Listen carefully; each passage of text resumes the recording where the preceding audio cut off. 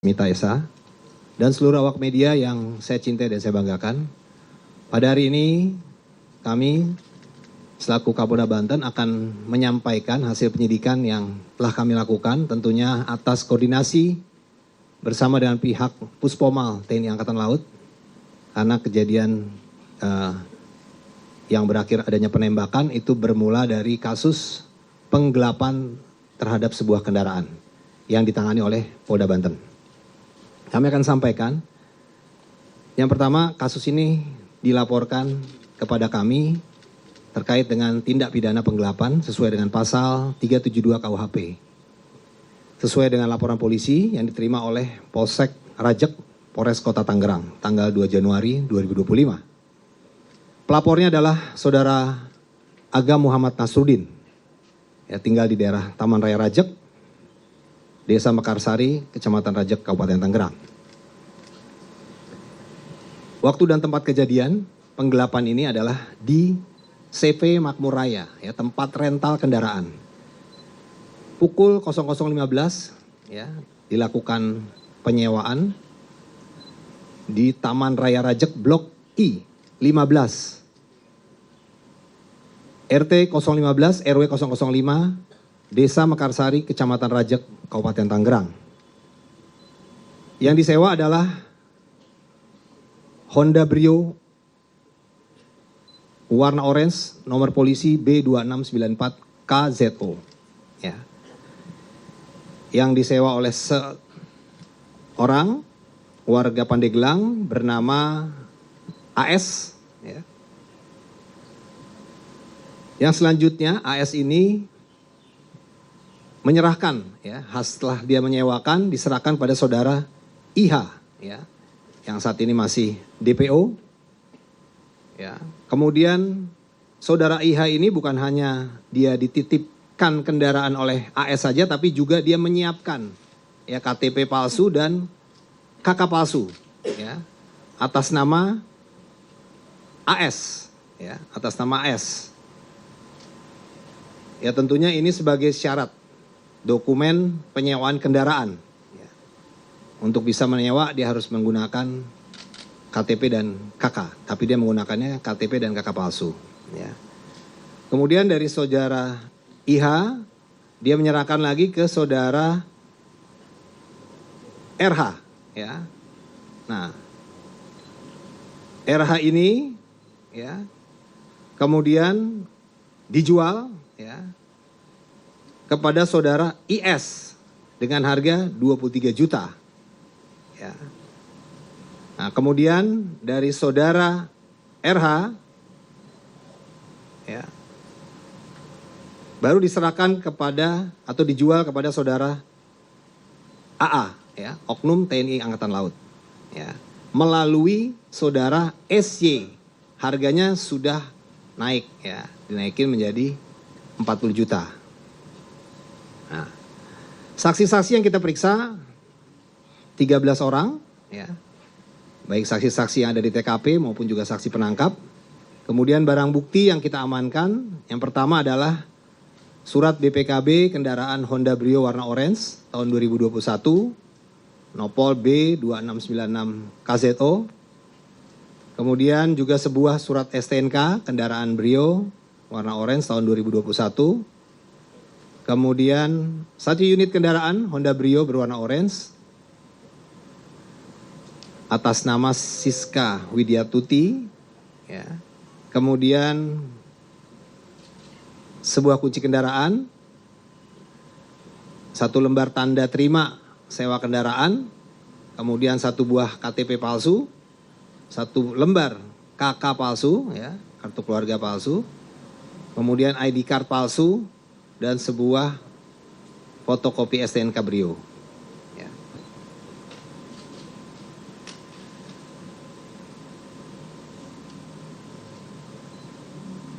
Nah, jadi itu proses daripada penggelapan, rangkaian yang tadi saya sampaikan, sehingga mobil Brio ini setelah dikuasai oleh oknum anggota TNI AL, kemudian dibawa, yang rencananya disewa itu untuk digunakan ke daerah Sukabumi, ya. Dan di dalam kendaraan itu sudah terpasang 3 GPS. Nah, 1 GPS masih aktif, 2 di GPS ini sudah tidak aktif. Karena 2 GPS ini mati, maka si pemilik rental, ya, Saudara Agam dan ayahnya dan juga stafnya, keluarganya melakukan pencarian secara sendiri, ya, secara mandiri. Sehingga menemukan informasi kalau mobil ini ada di sekitar Pandeglang. Ya. Kemudian dilakukan pencarian ke arah sana secara mandiri, ya. Sampai dengan kendaraan ini berpindah tempat, ya. Sampai di kilometer 45 di Indomaret kilometer 45.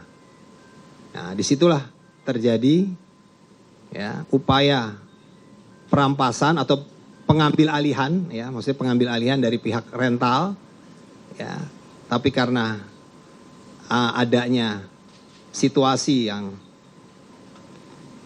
agak tarik menarik di sana sehingga terjadilah penembakan. Nah, nanti akan disampaikan untuk kejadian penembakan dari Pak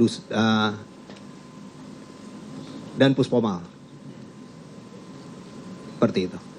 Betul, ada peristiwa Saudara Agam, ya, bersama Saudara Samsul dan 3 orang lainnya, jadi berlima, sebelum kejadian penembakan di TKP kilometer 45 itu sempat datang ke Polsek Cinangka, ya, Polres Cilegon. Nah, datang sekitar pukul 02.30 waktu Indonesia bagian Barat. Kemudian diterima oleh anggota piket yaitu Brigadir Dery Andriani dan Bribka Dedi Irwanto, ya. Nah, terjadi komunikasi di sana, ya, bahwa Saudara Agam menyampaikan bahwa mobil rentalnya itu dibawa oleh penyewa, ya, yang dibawa ke arah Saketi Pandeglang, ya.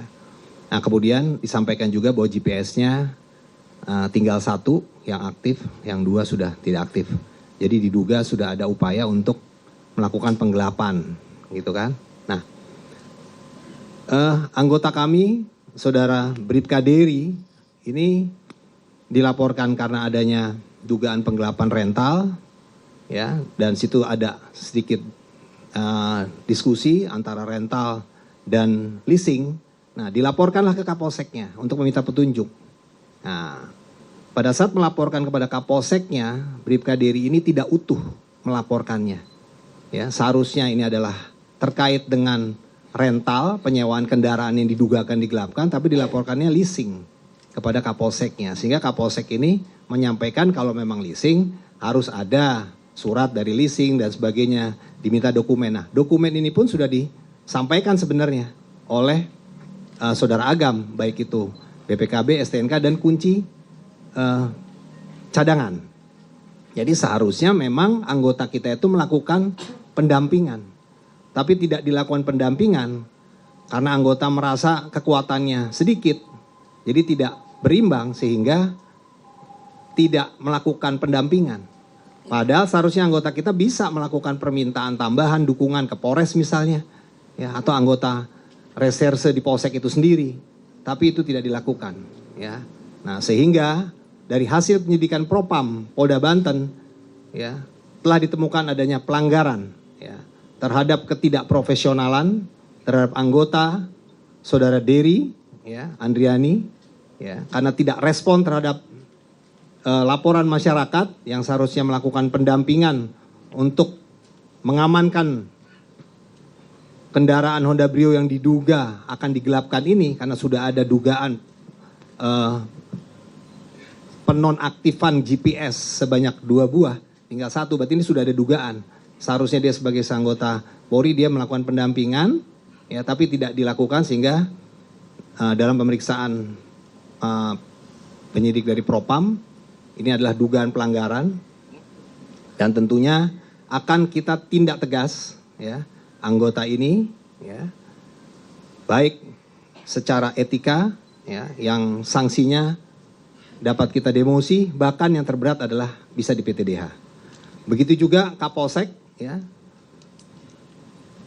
sebagai pimpinan di Polsek tersebut, ya, dia tidak melakukan pengawasan dan pengandalian dengan baik, ya tentunya ini juga akan kita kenakan sanksi, ya, baik demosi maupun juga yang terberat adalah PTDH.